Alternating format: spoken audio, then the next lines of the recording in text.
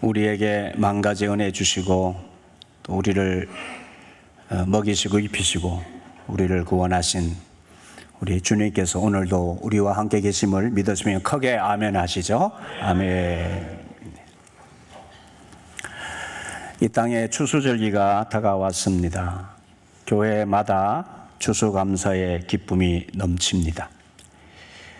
여러 해 계속된 전염병과 올해도 여러 나라의 전쟁의 소식 가운데서도 하나님 우리나라를 지켜주셨고 또 우리의 논밭에 곡식이 풍성히 물어있게 하셨습니다. 얼마나 감사한 일인지 하나님께 영광을 올립니다. 오늘은 한국 교회들이 추수한 곡식과 과일들을 하나님께 드리며 올 한 해 모든 먹거리를 풍성하게 허락하신 하나님께 감사를 드리는 날입니다. 또한 하늘에서 내리는 다음 한 해의 새 양식을 주님께 부탁드리는 기도하는 날이기도 합니다. 먹는 것이 쉬운 게 아니거든요. 하나님이 주셔야 먹는 것이거든요. 우리의 감사 예배를 받아주시고 은혜 주시기를 그래서 간절히 기도드리는 절기예요.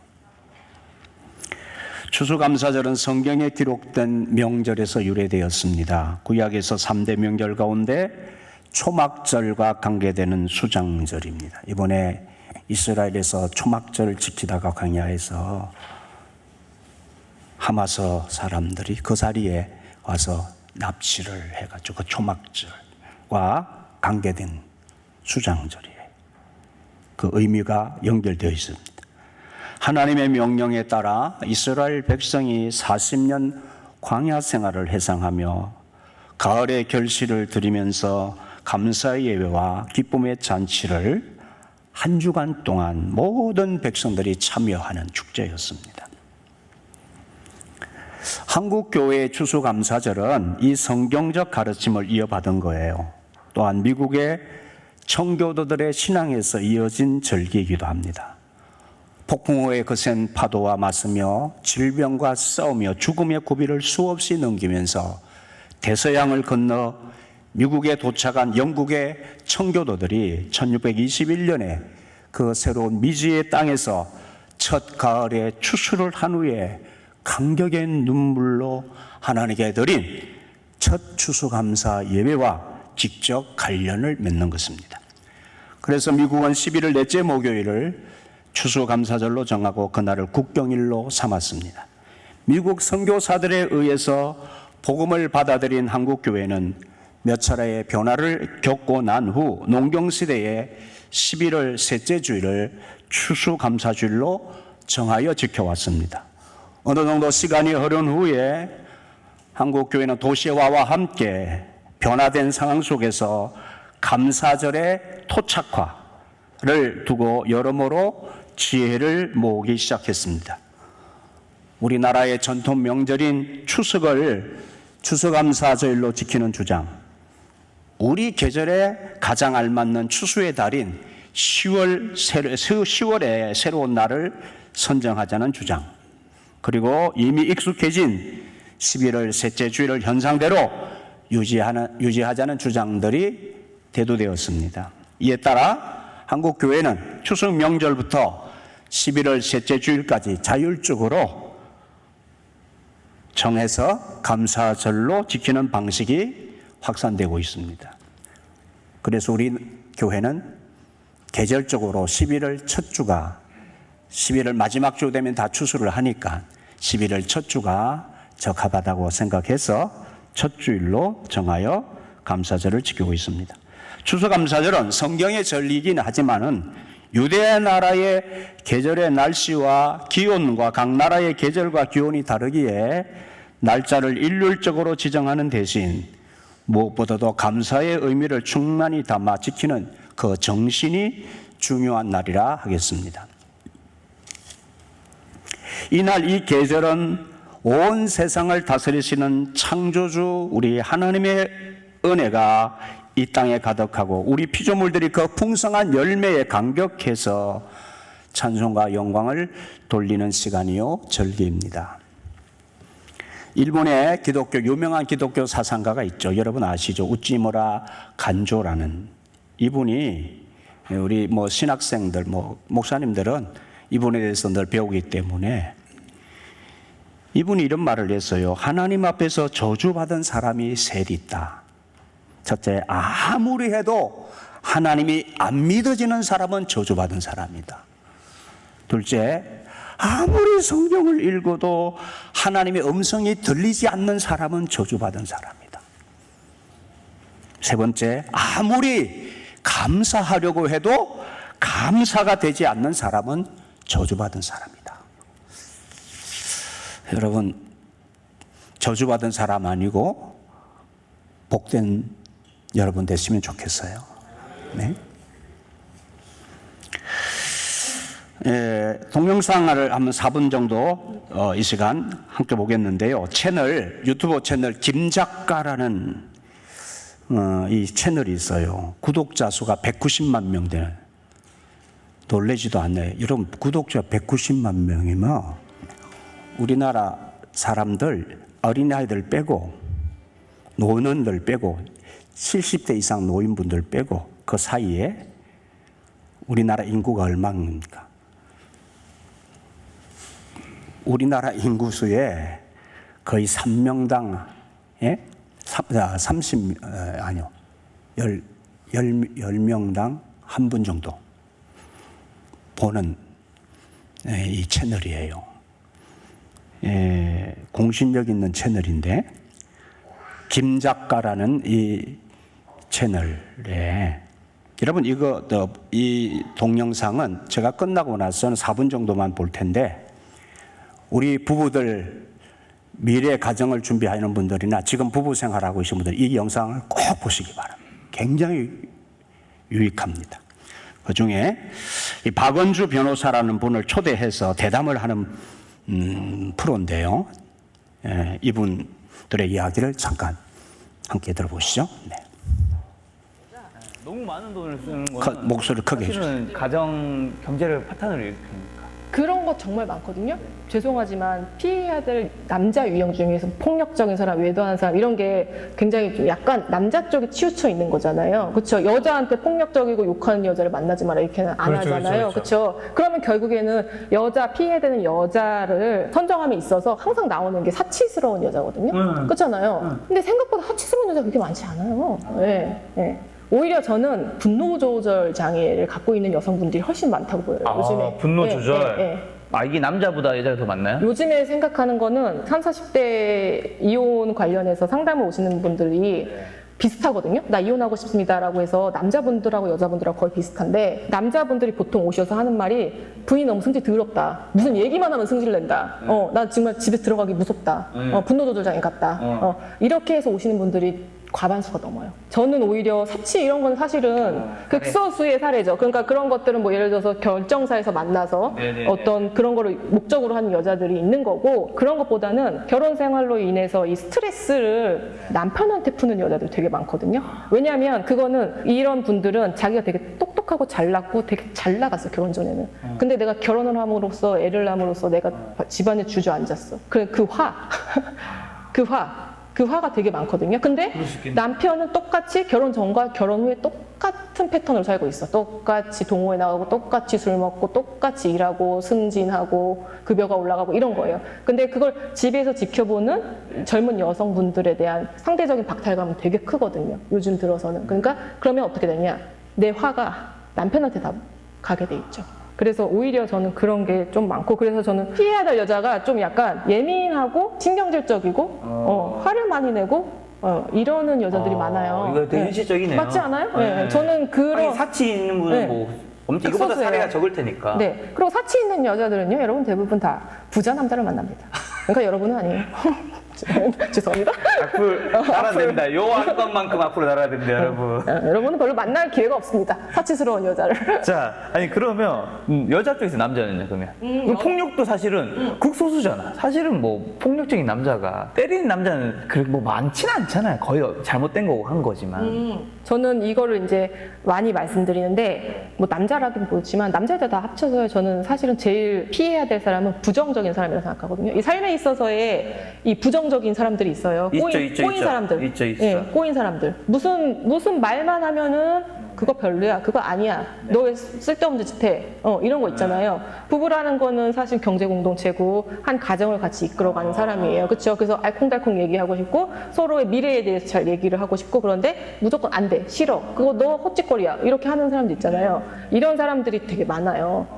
많잖아요. 그런 사람들을 보면은 제가 항상 말씀드리는데 폭력하는 사람, 욕하는 사람, 외도하는 사람 이런 거는 그냥 제로 베이스라는 거예요. 그런 사람들을 피해야 된다는 거는 당연한 거기 때문에 제가 그렇지. 얘기를 안 하는 거예요. 맞습니다. 대신에 우리가 좀 더 결혼을 했으면 행복하게 살아야 되는데 행복하게 살할 때 이런 사람을 좀 피했으면 좋겠다라는 거. 왜냐하면 그런 사람들은 초반에는 연애할 때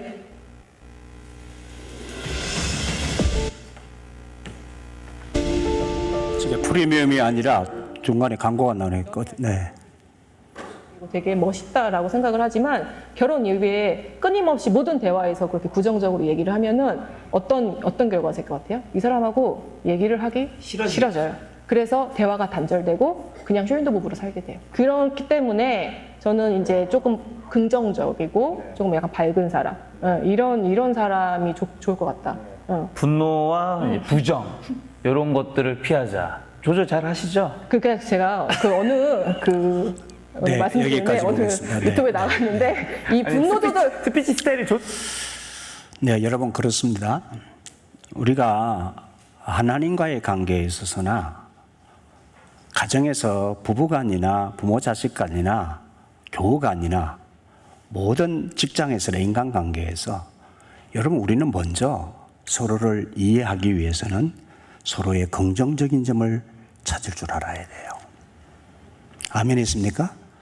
부부간에 저 이혼 전문 변호사예요. 이혼 전문 변호사인데 통계를 내보니까 성격 차이라고 그러는데 실제로 보니까 부정적인 이야기를 막 주고받으면서 틀어진다는 거예요. 좋은 점을 얘기를 안 해.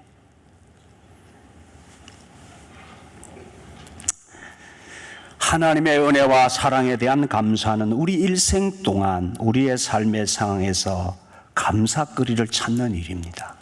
동의하십니까?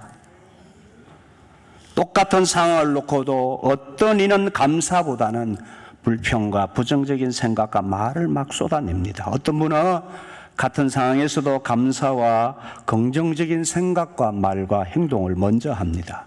그런데요, 특성이 있어요. 이 둘의 특성이 뭐냐면 전염성이 강합니다. 불평, 불만, 부정적인 생각도 전염성이 매우 강하고요. 긍정적인 생각과 말과 좋은 것을 찾아내는 감사도 매우 전염성이 강합니다. 한쪽은 사람을 죽이고 한쪽은 사람을 살립니다. 추수감사절은 수장절은 가을에 추수를 마치고 한 해의 먹거리를 주신 하나님께 감사하는 절기입니다. 감사의 제목을 찾아서 감사를 회복하여 하나님께 대한 감사의 예배를 드리는 절기예요. 더불어 1년을 결산하고 다음 해에 우리의 먹을 양식을 하나님께 부탁드리면서 기도하면서 우리 하나님 안에서 또 한 해 감사하는 마음을 가지고 살겠다고 하는 다짐을 하는 절기여야 하는 것이에요. 감사하는 마음으로 살겠다. 감사의 제목을 찾아서 살겠다는 마음을 가지는 거예요. 오늘 역대하서 본문은 이스라엘이 큰 위기 속에서 감사라는 무기로 위기를 기회로 만든 이야기입니다. 오늘 배경을 살펴보면 위기 속에서 하나님의 은혜에 대한 감사와 하나님께 그 위기의 상황을 부탁드리면서 맡겨드리면서 드리는 그 기도의 위력이 얼마나 놀라운 것인지를 보게 하십니다. 위기 속에서 가장 먼저 할 일이 있어요. 영상 넘겨주세요. 네. 위기 속에서 가장 먼저 할 일이 본문 속에서 성전 찾아 기도하는 모습을 보여주죠. 모압과 암몬이 이스라엘을 침공해 왔습니다. 여호사밧 왕이 이스라엘을 다스릴 때였습니다. 큰 무리가 쳐들어왔습니다. 여호사밧 왕도 두려웠습니다. 전쟁이 시작되었을 때 그 여호사밧 왕은 이 위기 앞에서 성전으로 나와 뜰에 섰습니다. 성전 뜰에 섰습니다. 온 이스라엘 백성들로 모였습니다. 여호사밧 왕이 외치며 하나님께 기도합니다. 무슨 말로 기도했습니까? 기도 내용이 6절로 12절에 나옵니다. 그 기도의 첫 마디가 이렇습니다. 우리 조상들의 하나님 여호와여, 우리 조상들의 하나님이 여호와여, 우리를 치러오는 이 큰 무리를 우리가 대적할 능력이 없고 어떻게 할 줄도 알지 못하고 오직 주만 바라보나이다. 12절. 여러분, 그렇습니다. 우리가 나라나 교회나 가정이나 개인 생활에 위기가 닥쳐올 때 있습니다. 위기를 맞았을 때에 먼저 할 일은 하나님께 엎드리는 것입니다. 성전을 찾아 예배에 집중하고 하나님께 엎드리는 일이 무엇보다 중요합니다. 이때 위기의 이스라엘은 남자는 물론 아내와 자녀와 어린이들이 모두 모였습니다. 모든 것을 다 내려놓고 그들은 하나님께 집중하면서 그들이 관심하는 것은 이 위기에서 나라를 다시 하나님이 회복시키는 것, 세워주시는 것이었습니다. 국가 안보였습니다. 여호사밧 왕은 나라의 위기를 맞았을 때 성전을 찾아서 또박또박 자세히 하나님께 말씀드리면서 기도드렸습니다. 다른 모든 일에 앞서 먼저 온전히 하나님께 엎드리는 것이 우선이었어요. 여러분, 우리는 하나님께 이렇게 기도해야 합니다. 하나님, 우리에게는 힘이 없습니다. 주님만 바라봅니다. 이렇게 한 마음으로 주님께 맡기고 예배와 기도의 자리에 온전히 서는 시간이 필요합니다.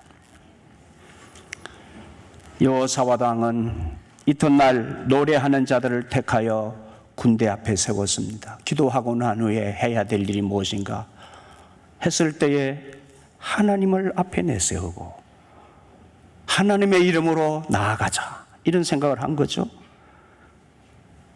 그 노래하는 자를 택하여 군대 앞에다가 세웠어요. 그때 예복을 입혔습니다. 말하자면 찬양됩니다. 그리고 적군을 향하여 행진을 시작해요. 여러분, 오늘 21절에 보면 백성과 더불어 의논하고 노래하는 자들을 택하여 거룩한 예복을 입히고 군대 앞에서 행진하며 여호와를 찬송하여 이르기를 여호와께 감사하세 그의 인자심이 영원하도다.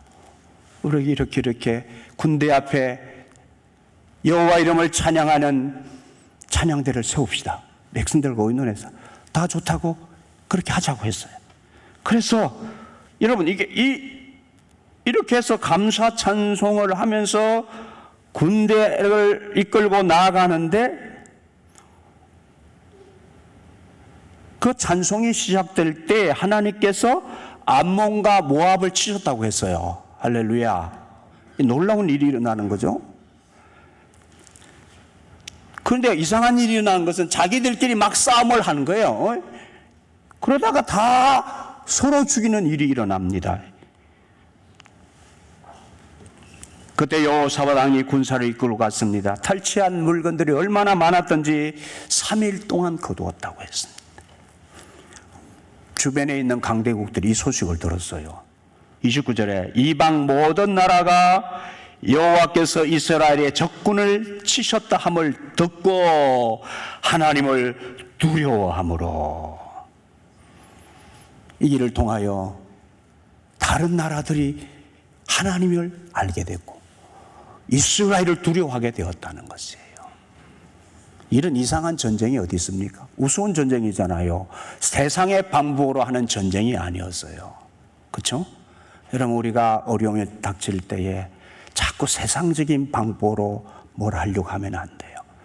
이게 세상적인 방법으로 보면 매우 이상한 방법의 싸움을 하잖아요. 여러분, 우리는 위기나 대적자들 앞에서 싸움을 한다고 할 때에 이 사단의 역사, 세상의 악한 영들과의 싸움에서 우리가 항상 하나님께서 우리에게 말씀하시는 길이 뭔지 그걸 조용히 물어야 됩니다. 그 방법에는 상당한 이상한 방법이 있을 수 있어요. 하나님이 제시하시는 방법은 세상 방법과는 다르니까요. 그럴 때에 생각지 못한 하나님의 역사가 나타나고요. 우리를 넘어지게 하고 집어삼키려는 사탄의 역사를 이깁니다. 아멘이시죠? 여호사밧 왕의 감사에는 그 특징이 있어요. 그래서 위기 때의 감사였다고. 위기 때에 감사하세요. 마음이 어려울 때 감사하세요. 그 위기의 상황에 우리의 마음이 쏠리기 때문입니다. 그 위기 상황, 그 상황이 나의 생각과 마음을 압도하기 때문입니다. 여호사밧이 감사한 것은 좋은 상황 속에 감사한 감사가 아니었습니다. 좋은 상황 중에 감사는 누구나 할 수 있는 감사잖아요. 사업이 잘 될 때의 감사 누구나 할 수 있어요. 돈을 많이 벌게 되었을 때 감사, 예수 안 믿는 사람도 할 수 있어요. 불치병에서 고침받았을 때의 감사, 불신자도 할 수 있습니다. 대학에, 내가 원하는 대학에 합격했을 때의 감사, 하나님을 모르는 믿음 없는 사람들도 할 수 있어요.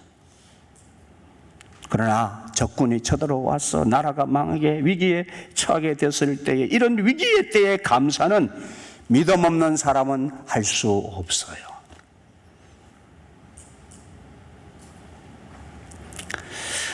(30년이) 조금 넘은 러시아 사할린 교회 천병균 목사님 개척하신 러시아의 사할린의 교회에 어느 권사님 한 분의 이야기입니다. 이 권사님 부부가 어느 날 아들과 함께 세 식구가 산나무를 캐러 산으로 올라갔습니다.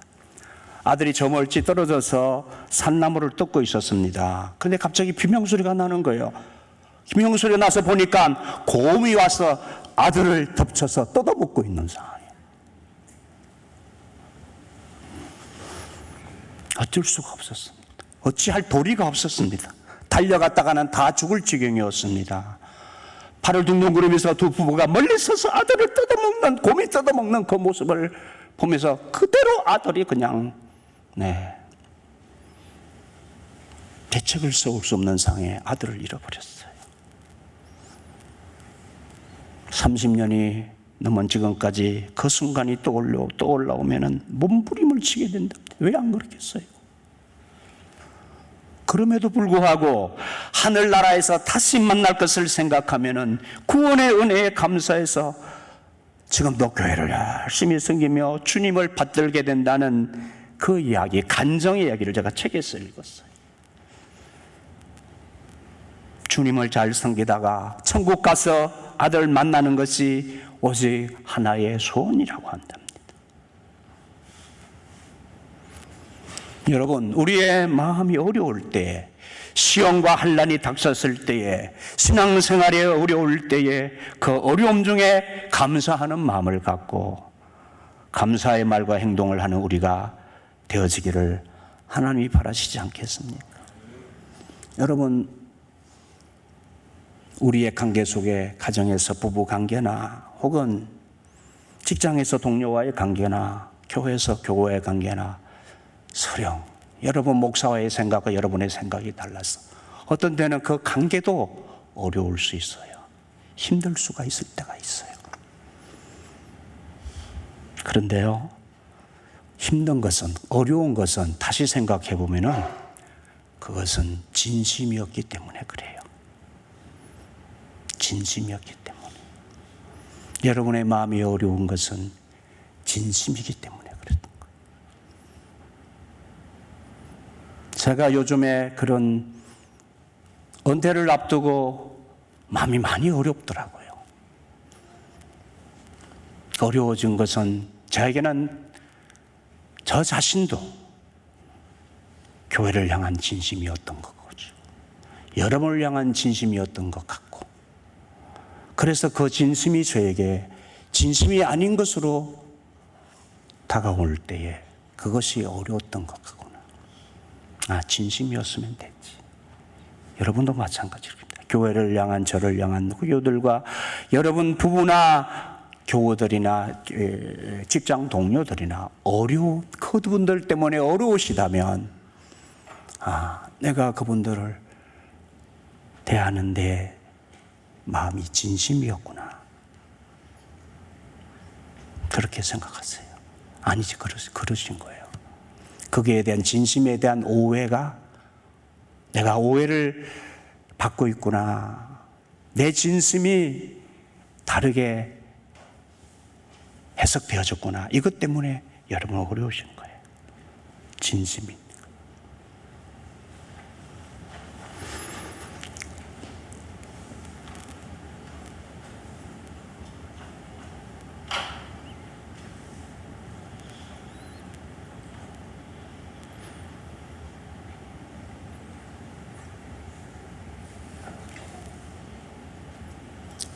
어려울 때에 그 어려움 중에 감사하는 마음을 갖고 감사의 말과 행동을 하는 우리가 되어져야 되겠다는 생각을 하게 됩니다. 그것을 하나님이 바라시지 않겠습니까? 그렇습니다. 복음을 받고 예수 그리스도를 믿어 하나님의 자녀가 된 우리, 구원받고 하늘 천국의 영원한 삶을 누리게 된 이 사실 하나만으로 날마다 모든 것에 감사함으로 극복을 해 가야 되지 않겠습니까? 여호사밧의 감사는 또한 미리 감사였습니다. 전쟁에 이긴 후에 감사해서 감사 찬양을 드린 것이 아닙니다. 오늘 말씀 보면 전쟁을 이기기 전에 미리 하나님께 감사하면서 이 전쟁의 자리였습니다.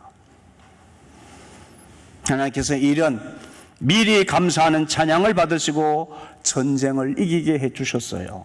미리 감사드리면 하나님께서 감사드린 그 조건을 이루어 주시는 예가 많으셨습니다. 이것이 미리 감사의 유용성입니다. 어떤 교회는 해마다 추수감사절을 맞을 때마다 하루에 1,000원씩 365일 매일 감사하면서 저금통에 감사의 제목을 담아서 1,000원씩 감사 제목 적어가지고 1,000원 감사 하나님께 감사하며 하루를 마친답니다. 그리고 그 추수감사절 때부터 추수감사절까지 그리고 추수감사절이 되면 그 저금통을 떼어서 36만 5천 원을 기본 감사 헌금으로 해서 추수감사절에 그 헌금을 드린다고 하더군요. 매우 뜻있는 감사라고 생각이 되었어요. 좋은 것은 모양이라도 본받으라고 했는데 우리도 그렇게 한번 해보면 참 1년 365일 동안 감사의 제목을 찾고 감사하는 생활이 되지 않을까? 그 은혜가 얼마나 클까 생각이 되어지기도 합니다. 하나님 참 기뻐 받으시는 감사의 의미가 담긴 그 마음이 하나님께 들어질 것 같습니다. 여호사밧의 감사는 믿음의 감사였습니다. 여호사밧이 군대 앞에 찬양대를 앞에 두고 적진을 향하여 행진하게 합니다. 이 찬양대의 찬양 감사 찬양이었습니다. 하나님께서 적군을 물리쳐 주려는 성령의 감동을 감사하는 마음으로 하면서 이 예배를 받으시고 이 찬양을 받으시고 하나님께서 승리케 해 주실 것을 믿는 믿음의 감사였기 때문이죠. 역사상 이러한 전쟁이 없었는데, 이상한 전쟁이 없었는데, 여러분, 그렇죠. 우리가 북한과 마주해서 이렇게 전쟁을 한다고 했을 때 북한군 앞에 두고 이렇게 이런 모습으로 찬양대 앞세우고 전쟁을 한다. 이게 참 있을 수도 없는 일이잖아요. 그런데 이 찬양대의 찬양, 이 예배하면서 나아가는 이 믿음의 감사가 하나님 받으시는 감사가 되었어요. 그래서 이겼어요. 우리 저기 영상 하나 띄워주실까요? 여러분, 미국 교포가 우리 한국을 방문한 후에 아주 오랜만에 나오셔서 올린 글, 이 글 내용이 사실은 많은 분들에게 알려져 있어요. 그런데 이 글 내용을 만화로 만들어서 표현한 내용인데 이게 조금 스크린이 조금 그렇죠? 보이십니까?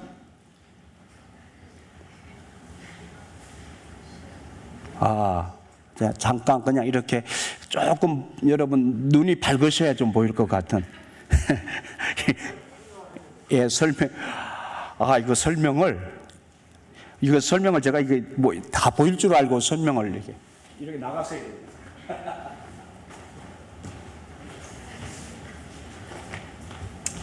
제가 설명을 좀 해야 돼요. 여기 네, 좀 보세요. 마이크 좀.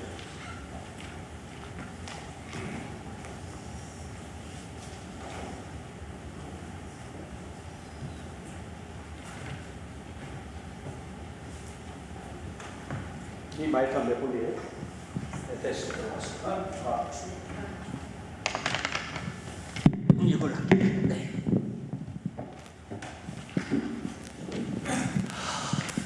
자, 오래 미국 생활을 하다 잠시 한국에 휴가 온 지인, 크게 좀 틀어줘서, 네.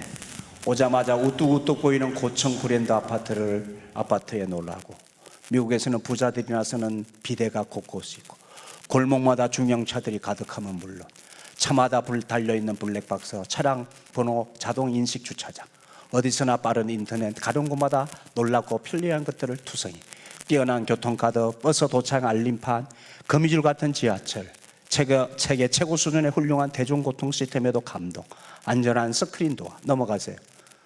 넘겨주세요. 다음 화면. 없나요?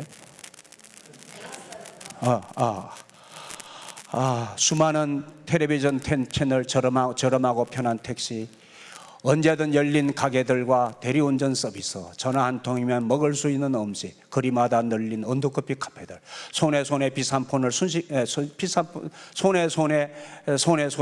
폰, 순식간에 배송 서비스, 열쇠는 옛말 비번과 카드키, 해외여행 인파로 공항은 늘 북적북적, 타임머신 타고 미래 여행 온 느낌이다. 10수년 전 한국을 떠날 때만 해도 상상도 못했던 것들이 우수수하다. 미국에서는 엄두도 못 내던 건강검진과 치과치료를 마친 후에 커다란 냉장고가 2개나 있는 친구네 집에서 고기를 구워 먹다가 환기를 하려고 창문을 여는데 창문 좀 열자. 더러럭. 야, 왜 이렇게 창문을 계속 여닫냐? 창이 너무 부드러워서 그만. 우리 집 창문은 뻑뻑하고 맨날 레일을 이탈하거든. 미국 촌놈아. 네, 넘어갑시다. 이제 며칠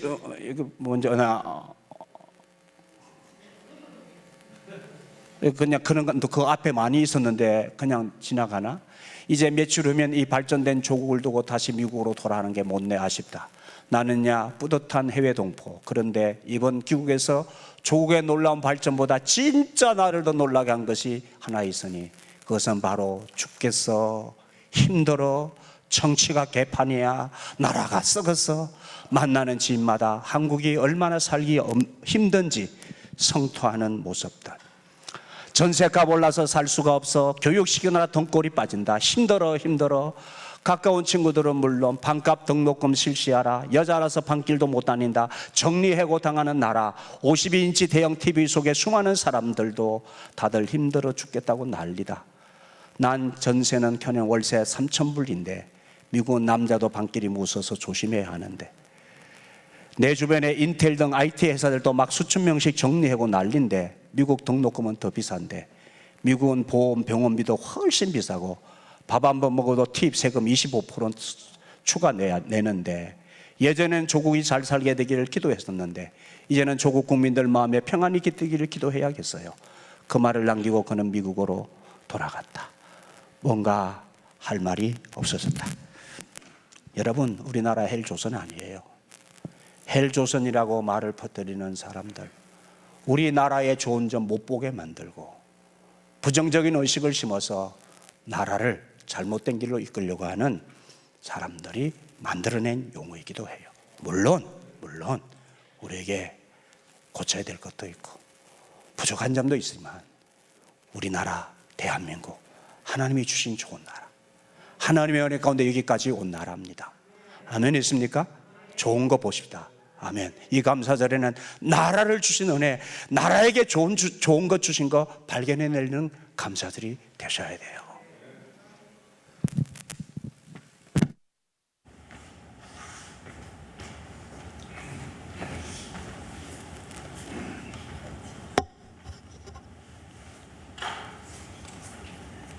어려운 때에, 위기 때에 좋은 것을 찾고 발견해내어서 하나님의 은혜를 발견하고 더욱 감사하여 승리의 삶으로 여러분의 삶을 채워가시는 그런 복된 삶이 되어지기를 우리 주님께서 이 감사절에 바라시지 않겠습니까? 기도하십시오.